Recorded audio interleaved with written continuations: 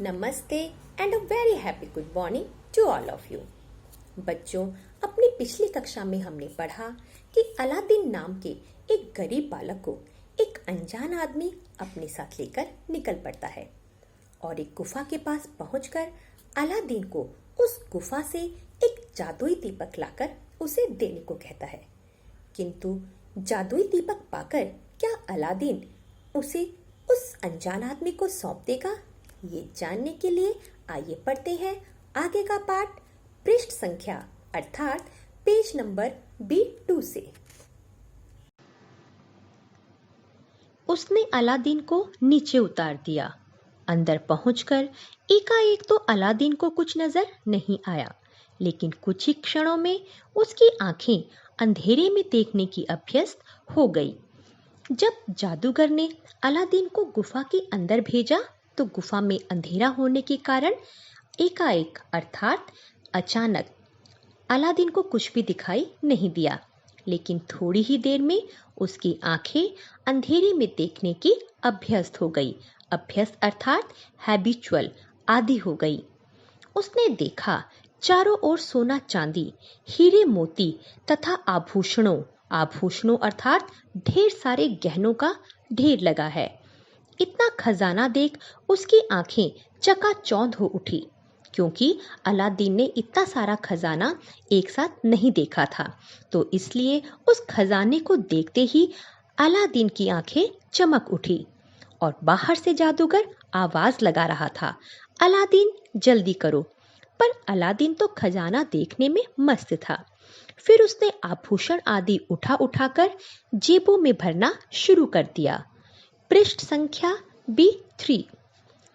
तभी उसे एक चौड़े से चबूतरे पर एक पुराना सा दीपक रखा दिखाई दिया। उसने उसे उठाकर जेब में रख लिया और वह गुफा की तरफ धीरे धीरे ऊपर चढ़ने का प्रयत्न करने लगा। ऊपर जाने का मार्ग बहुत संकरा था, इसलिए उसने अपना हाथ बाहर निकालकर जादूगर से उसे खींचने के लिए कहा। जादूगर ने अलादीन का हाथ बाहर आते देखा तो बोला, लाओ पहले दीपक मुझे दे दो, फिर मैं तुम्हें बाहर खींच लूंगा। जब अलादीन को चबूतरे पर एक पुराना सा दीपक रखा हुआ दिखाई दिया तो उसने उस दीपक को उठाकर अपनी जेब में रखा और फिर गुफा से बाहर निकलने के लिए वो ऊपर चढ़ने की कोशिश करने लगा।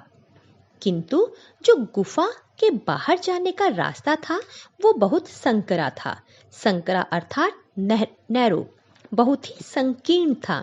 इसलिए उसने अपना हाथ बाहर निकाला और जादूगर से उसे खींचने को कहा, लेकिन जादूगर ने कहा कि पहले वह दीपक लेगा और उसके बाद अलादीन को बाहर निकालेगा। अलादीन बोला, चाचा दीपक तो मेरी जेब में है, मैं हाथ नीचे करके दीपक नहीं निकाल सकता। पहले मुझे बाहर खींचो, फिर मैं दीपक निकालकर दे दूंगा। लेकिन जादूगर बार बार अलादीन से दीपक लेने का हठ करने लगा, अर्थात बार बार अलादीन से वह दीपक लेने की जिद करने लगा। परंतु जब अलादीन ने उसे दीपक नहीं दिया तो क्रोधित होकर अर्थात गुस्सा होकर उसने गुफा का जो दरवाजा था उसे एक बड़े से पत्थर से बंद कर दिया और वहां से चला गया। गुफा में अलादीन का दम घुटने लगा।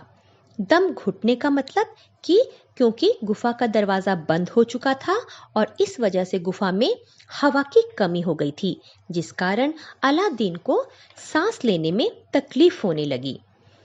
उसने बहुत जोर लगाया किंतु उस पत्थर को न हटा सका। अब अलादीन ने सोचा किसी भांति दीपक को जलाकर प्रकाश किया जाए। उसने जेब से दीपक निकाला, तभी पत्थर से हाथ लगते ही अंगूठी उससे रगड़ खा गई। जब अलादीन गुफा के अंदर था तो उसे एकदम से ख्याल आया कि क्यों ना वो उस दीपक को जलाकर रोशनी करे। तो उसने अपनी जेब से दीपक को निकाला, लेकिन तभी जादूगर ने जो उसे जादुई अंगूठी दी हुई थी वह अंगूठी उस दीपक से रगड़ खा गई और उसमें से एक जिन प्रकट हुआ। जिन को आप भूत प्रेत या घोस्ट कह सकते हैं, मतलब एक ऐसी पावर जो इंसानों में नहीं आती और ना ही गॉड में आती है। मतलब हम ना तो उसे इंसानों में काउंट करते हैं और ना ही भगवान में। जिन को देखकर अलादीन और घबरा गया, परंतु जब वह जिन हाथ जोड़कर बोला, मैं उस अंगूठी का दास हूं, मेरे लिए क्या आज्ञा है, तब अलादीन ने हिम्मत करके उससे कहा, मुझे मेरे घर पहुंचा दो। कहने की देर थी कि वह अपनी माँ के सामने खड़ा था। अब जैसे ही जिन उस अंगूठी की वजह से बाहर निकला तो अचानक अलादीन उसे देखकर डर गया, लेकिन तब जिन ने बताया कि वो उस अंगूठी का गुलाम है और क्योंकि अलादीन ने उसे बाहर निकाला है तो वह बताए कि उसे उसके लिए क्या करना है।